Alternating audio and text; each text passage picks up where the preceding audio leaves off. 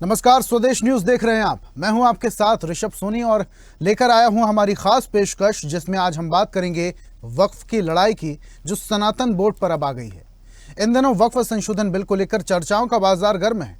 दरअसल देश जब आजाद हुआ तो मुस्लिम समुदाय ने भारत छोड़ा और उनकी संपत्ति को सुरक्षित और समाज के हित में इस्तेमाल करने के लिए वक्फ बोर्ड बनाया गया। वक्फ बोर्ड अधिनियम में कई बार संशोधन भी किए गए और एक बार फिर से इसमें बदलाव किए जा रहे हैं। वक्फ संशोधन बिल संसद में पेश हुआ तो मुस्लिम समाज का एक धड़ा इसका विरोध करने लगा तो दूसरा धड़ा इसके समर्थन में उतर आया। सदन में बिल पास होने के बाद तमाम लोगों की इस पर प्रतिक्रिया भी आई। जो लोग बिल पास होने के पहले इसका विरोध कर रहे थे, अब वही लोग इसके समर्थन में आते हुए दिखाई दे रहे हैं। लेकिन वक्फ बोर्ड की तरह ही सनातन बोर्ड की भी मांग उठने लगी है। मंदिरों की जमीन पर हो रहे बंदर बाट को कंट्रोल करने के लिए सनातन बोर्ड को लेकर आवाज अब बुलंद होने लगी है। छत्तीसगढ़ वक्फ बोर्ड के अध्यक्ष सलीम राज ने कहा कि वक्फ बोर्ड की तरह अब सनातन बोर्ड भी बनना चाहिए। साथ ही उन्होंने पीएम मोदी और गृह मंत्री को पत्र लिखकर इसकी मांग करने की बात कही।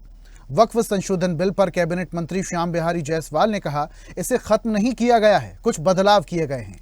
वहीं पीसीसी चीफ दीपक बैज ने इस बिल पर सवाल उठाते हुए सरकार को घेरा। इस पर हम चर्चा भी करेंगे ज्यादा, लेकिन उससे पहले आपको सुनवा देते हैं कुछ बयान। के लिए एक वक्फ बोर्ड का गठन किया गया है। वक्फ बोर्ड के गठन होने के कारण जो गरीब तबका का मुसलमान उसकी तरक्की होती है। उसी प्रकार एक सनातन बोर्ड बनना चाहिए। सनातन बोर्ड बनने से जो गरीब हिंदू भाई है उनके लिए फ़ायदे वाला रहेगा। दूसरा, आप देख लीजिए, शिक्षा के क्षेत्र में गरीब बच्चे पढ़ नहीं रहे। एक धर्मस्व विभाग बहुत बड़ा होता है, वो ध्यान नहीं दे पाता। एक सनातन बोर्ड बनने से पूरी जो मंदिर मठ की जगह है उसकी देख रेख होंगी और प्रॉपर व्यवस्था हो पाएंगी। उससे जो कब्जा हो रहा है वो कब्जा होना बंद हो जाएंगे। इसलिए सनातन बोर्ड बनना चाहिए। जिनके लिए वक्फ बोर्ड संशोधन बिल लाया जा रहा है, क्या वो इस बिल से सहमत है? क्या सरकार उनसे चर्चा की? क्या उनको किसी प्रकार की कोई दिक्कतें नहीं है क्या? तो अगर ये वक्फ बोर्ड कि जो दान में दी हुई जमीनों को लिए लाई जा रही है, आखिर ये किसको फायदा पहुंचाने के लिए? मेरा सबसे बड़ा सवाल, कहीं वक्फ बोर्ड के जमीनों पर भी कहीं अंबानी और अडानी की नजर तो नहीं है? कहीं उसको लाभ पहुंचाने के लिए तो नहीं ये संशोधन बिल? और कहीं न कहीं पूरे विपक्षी दल इसका विरोध कर रही है और कहीं न कहीं जिसके लिए बिल लाया जा रहा है उनसे पहले सहमति लेनी चाहिए सर। जी बिल्कुल, ये बहुत अच्छा बिल पेश किया गया है और कठोर बिल पेश किया गया है जो अतिक्रमणधारियों के खिलाफ। महिलाओं के लिए ये अपने आप में स्वागत योग्य है। उसके साथ ही साथ जो अतिक्रमणधारी हैं उनके लिए कठोर कानून लाया गया है। उसमें डीएम जो कलेक्टर होते हैं उनको साथ में इन्वॉल्व करके पावर दिया गया है। तो उसके वजह से जो अतिक्रमणधारी हैं अब ठोस कार्रवाई उनके खिलाफ होगी और ठोस कार्रवाई के बाद वो अब उस जगह से हटेंगे। विपक्ष तो हमेशा तुष्टीकरण की राजनीति करती आ रही है और आज देश का जो हाल है, 2014 से पहले जिस प्रकार से देश किस दिशा में जा रहा था ये किसी से छुपा नहीं है। माननीय प्रधानमंत्री नरेंद्र मोदी जी के आने के बाद देश चाहे विदेश नीति में हो, चाहे आंतरिक सुरक्षा मामले में हो, चाहे अर्थव्यवस्था में हो, चाहे किसी भी समसामयिक दृष्टि में हो, निरंतर आगे बढ़ रहा है। क्योंकि मुस्लिम भी हमारे देश के नागरिक हैं और उनके लिए भी बराबर का अधिकार देना माननीय प्रधानमंत्री जी का लक्ष्य है। तो इस प्रकार से चूंकि भारत एक धर्मनिरपेक्ष राष्ट्र है, इस बात की पैरवी कांग्रेस और अन्य विपक्षी दल बड़ी तेजी से अन्य प्लेटफॉर्म पर करते हैं। तो इसमें गैर मुस्लिम और महिलाओं को रखने में कोई आपत्ति नहीं होना चाहिए और सरकार कोई वक्फ बोर्ड को खत्म कर नहीं रही है, उसको और मजबूत करने के लिए बिल लाई है। तो वक्फ बोर्ड में संशोधन हुआ, बिल पेश हुआ और उसके बाद अब इसको लेकर समर्थन भी होने लगा है। वो धड़ा जो इसका विरोध कर रहा था, वही धड़ा अब इसके समर्थन में भी आ गया। हालांकि अभी भी कुछ जगहों पर इसका विरोध जरूर हो रहा है, लेकिन अब छत्तीसगढ़ के साथ साथ देश भर में सनातन बोर्ड की मांग भी अब खुलकर सामने आने लगी है। इस पर ज्यादा चर्चा के लिए हमारे साथ कुछ मेहमान जुड़ रहे हैं। उन मेहमानों का परिचय मैं करा देता हूं। कांग्रेस प्रवक्ता जावेद खान हमारे साथ जुड़ रहे हैं और इसी के साथ छत्तीसगढ़ वक्फ बोर्ड अध्यक्ष सलीम राज जी हमारे साथ जुड़े हुए हैं। सर, आप दोनों मेहमानों का बहुत बहुत स्वागत करता हूं और सबसे पहले चर्चा की शुरुआत मैं कांग्रेस प्रवक्ता जावेद साहब से करूंगा। जावेद साहब, सनातन बोर्ड की भी मांग उठने लगी है। आपके नेता दीपक बैज बोल रहे हैं कि मुसलमानों से पूछा क्या कि वक्फ बोर्ड में संशोधन की ज़रूरत है कि नहीं, बदलाव की ज़रूरत है कि नहीं। अब तो जगह जगह तस्वीरें भी आप तक पहुंच रही होंगी, समर्थन खुलकर सामने आ रहा है। छत्तीसगढ़ की मैं बात कर लूं, मध्य प्रदेश की मैं बात कर लूं, अब इस बिल को लेकर समर्थन स्पष्ट दिखाई दे रहा है। मुस्लिम समुदाय की मैं बात कर रहा हूं। जावेद जी, नमस्कार आपको, आपके सभी दर्शकों को, साथी मीडिया पैनलिस्ट को भी मेरा नमस्कार, आदाब। सलीम भाई, देखिए, भारतीय जनता पार्टी पिछले 3 दिनों से संसद के अंदर में मुस्लिम समाज को लेकर के इतनी फिक्रमंद नजर आई, जितना तो बंटवारे के समय मोहम्मद अली जिन्ना भी नजर नहीं आया। इतनी फिक्रमंद भारतीय जनता पार्टी और उनके नेता नजर आए। कहीं ना कहीं सलीम भाई जो है, सलीम राज जी जो है, जो छत्तीसगढ़ वक्फ बोर्ड के अध्यक्ष है, उन्होंने यह चीज को देखा, समझा और उन्हें लगा कि हमारी पार्टी जो सबका साथ, सबका विकास, सबका विश्वास की बात करती है, वो सिर्फ और सिर्फ मुसलमानों पर ही काम कर रही है। फिर वो चाहे 3 तलाक हो, फिर चाहे धारा 370 हो, फिर चाहे वक्फ संशोधन बिल हो, पर लेकिन हिंदू भाइयों के लिए तो कुछ नहीं कर रही है। इसीलिए सलीम राज जी ने हिंदू सनातन बोर्ड की मांग की है। और क्योंकि सलीम राज जी कैबिनेट मंत्री के दर्जा प्राप्त व्यक्ति हैं, तो मोदी साहब जी को इनकी बात पर गंभीरता से सोचना पड़ेगा। लेकिन क्या जिस तरह से मुसलमानों को दबा करके, उनसे बिना पूछे, बिना चर्चा किए, बिना समर्थन में लिए वक्फ संशोधन बिल वो ला सकते हैं, तो क्या सनातनी बोर्ड वो बना सकते हैं? क्योंकि तमिलनाडु का अपना एक Hindu religion act, governance act है, आंध्र प्रदेश का हिंदू चैरिटेबल एक्ट है, तेलंगाना का हिंदू चैरिटेबल एक्ट है, ओडिशा का हिंदू चैरिटेबल एक्ट है, बिहार का हिंदू चैरिटेबल एक्ट है और सिखों के लिए भी उसी तरह सिख रिलीजन चैरिटेबल एक्ट है। तो फिर इस हिसाब से सनातन बोर्ड बनना चाहिए, इसका समर्थन आप करते हैं? हाँ, बिल्कुल हम करेंगे, बिल्कुल हम करेंगे। पर लेकिन ये सरकार जिस तरह से जो 25 करोड़ मुसलमान हैं, उनको दबा करके, उनकी आवाज को दबा करके ये काम कर सकती है, क्या उसके अंदर ताकत है? 80 करोड़ हिंदुओं के लिए भी ये करके दिखाए। ये बात तो सलीम राज जी से अब पूछनी चाहिए आपको, क्या वो जो मांग कर रहे हैं उसे मनवा पाएंगे? वो क्या उनके अंदर वो ताकत है जो उसे मनवा पाएंगे? और रही दूसरी बात, आपने कहा कि बहुत जगह से इसका समर्थन भी देखने को मिल रहा है। देखिए, मैंने अभी कुछ डिबेट में कहा था कि अंग्रेज जो है ना, वो तो चले गए, लेकिन उनके अपडेट वर्जन छोड़ गए, और वो update version Bharatiya Janata party के लोग हैं। जिस तरह से अंग्रेज डिवाइड एंड रूल की पॉलिसी खेला करते थे, आज उसी तरह से भारतीय जनता पार्टी मुसलमानों को भी डिवाइड करने में लगी हुई है। 2 बोर्ड हुआ करते थे, सुन्नी वक्फ बोर्ड और शिया वक्फ बोर्ड। ये जो बोहरा और आगा खानी है, ये शिया वक्फ बोर्ड में आते थे। आज उनके लिए अलग अलग वक्फ बोर्ड बनाने की ये बात करके, मुसलमानों को विभाजित करके, और कुछ चंद लोगों को मीडिया के सामने, फोटो के सामने, वीडियो के सामने खड़े करके ये बता रहे हैं कि हमने दिल जीत लिया मुसलमानों का। ऐसा नहीं है साहब।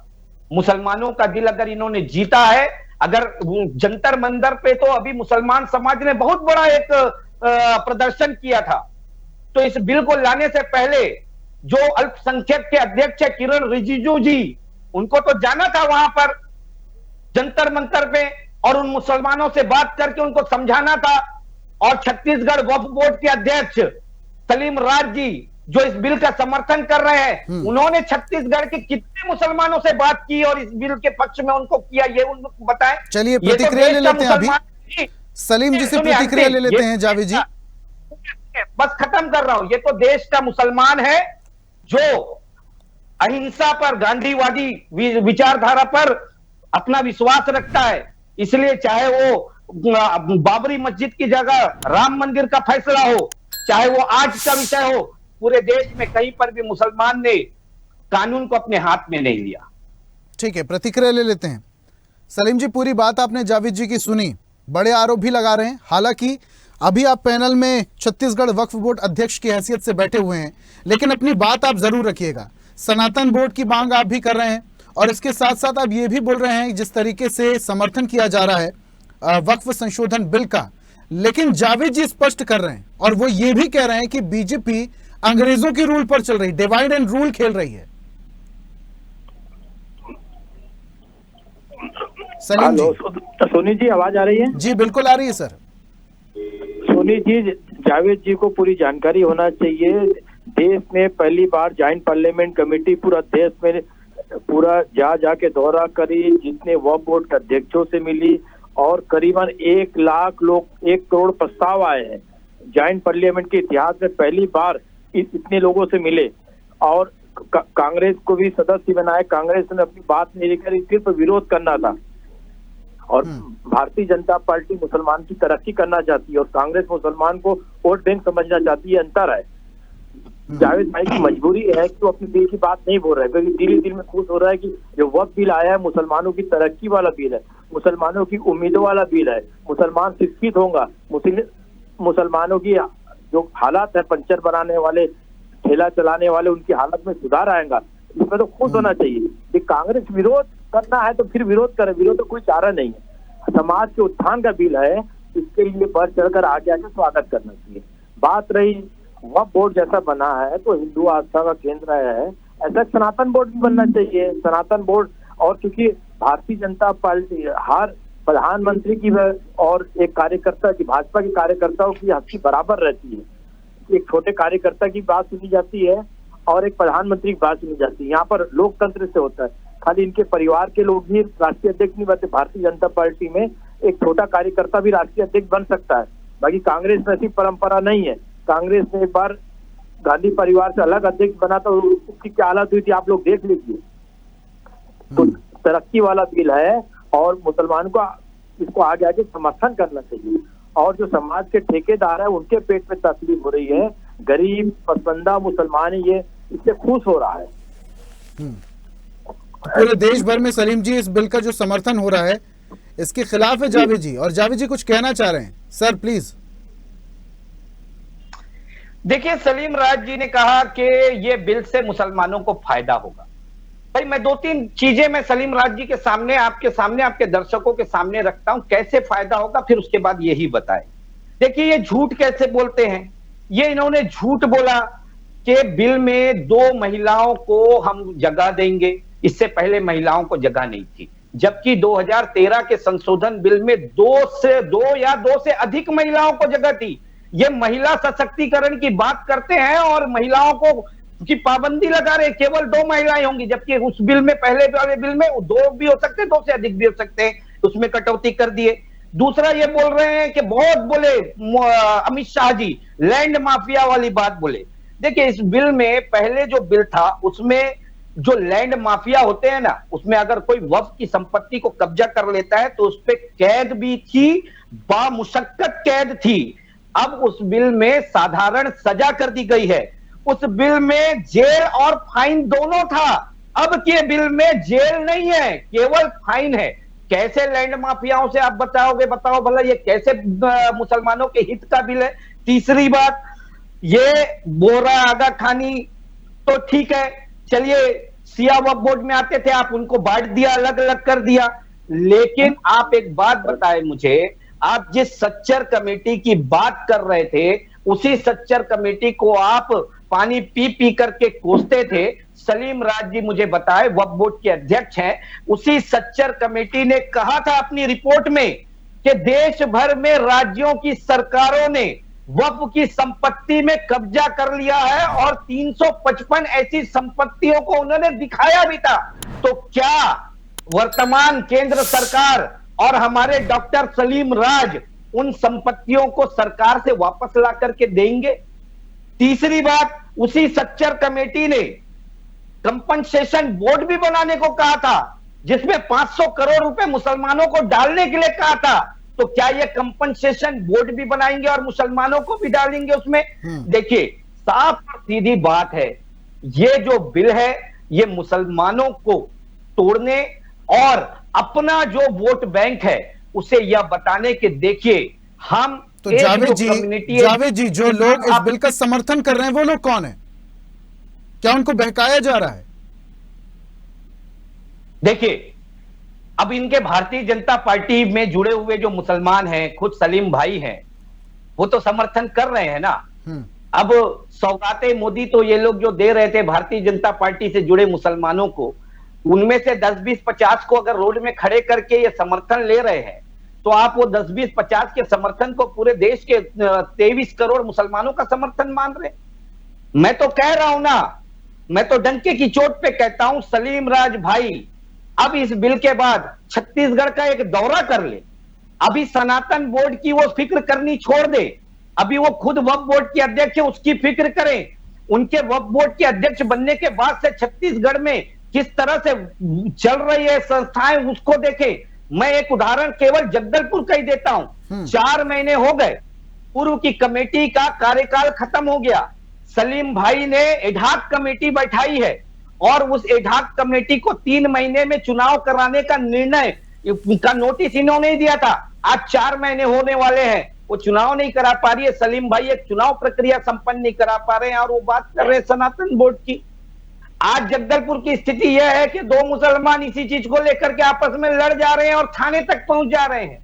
राजनांदगांव की आपने घटना सुनी ना? कभी आपने सुना था कि छत्तीसगढ़ के अंदर मुसलमान मुसलमान का दुश्मन हो जाए, मुसलमान मुसलमान से लड़ रहे? लेकिन इनके कार्यकाल में तो ये हो रहा है ना। ठीक है, जवाब ले लेते हैं। सलीम साहब पहले सौगाते मोदी किट बंटवा दी और उसके बाद जो लोग थे जो समर्थन करते थे बीजेपी पार्टी का, जो मुस्लिम समुदाय से आते थे, उन्हें खड़ा कर दिया समर्थन में।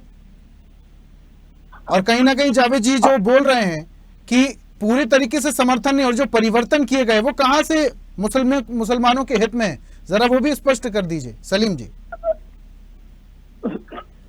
सुनिए जी, जावेद भाई बहुत विद्वान है और क्योंकि मजबूरी है कि उनको कांग्रेस की बात रखना है, इसके कारण है।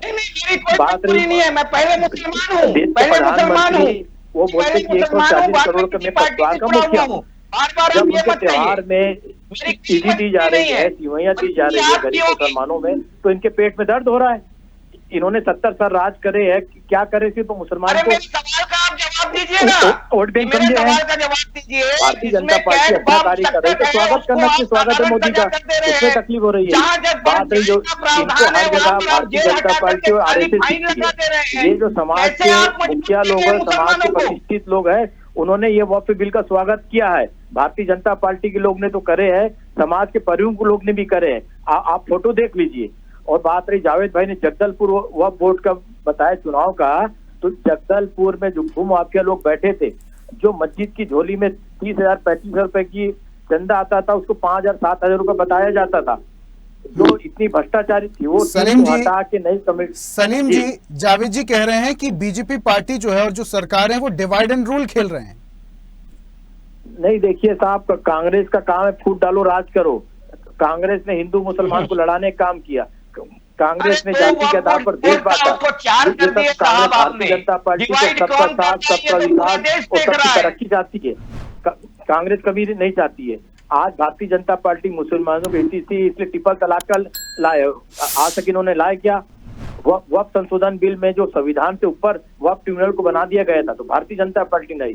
भारतीय जनता पार्टी चाहती एक हाथ में कुरान होए तो एक हाथ में कंप्यूटर होना चाहिए। भारतीय जनता पार्टी की सोच है। कांग्रेस की सोच में तो खाली ड्राइवर, मिस्त्री बनाने वाला बनाए। जावेद जी कुछ पूछ रहे हैं।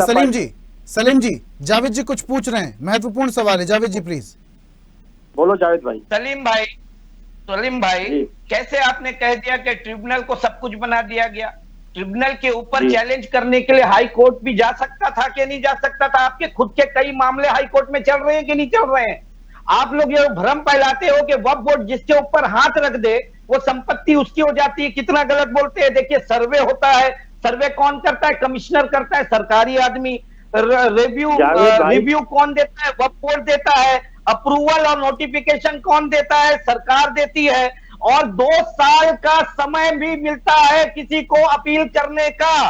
और ट्रिब्यूनल से अगर वो खुश नहीं है तो वो हाई कोर्ट में भी जाकर अपील कर सकता है, सुप्रीम कोर्ट भी जा सकता है। पर लेकिन केवल वोट बैंक के लिए वक्फ बोर्ड को आपने इतना बदनाम कर दिया कि वक्फ जिसके ऊपर हाथ रख दे संपत्ति उसकी। एक और चीज जोड़ना चाहूंगा मैं इसमें, ये कहते हैं कि देश में आर्मी नेवी के बाद में तीसरे नंबर की सबसे बड़ी संपत्ति वक्फ के पास है, जो ये बताते हैं।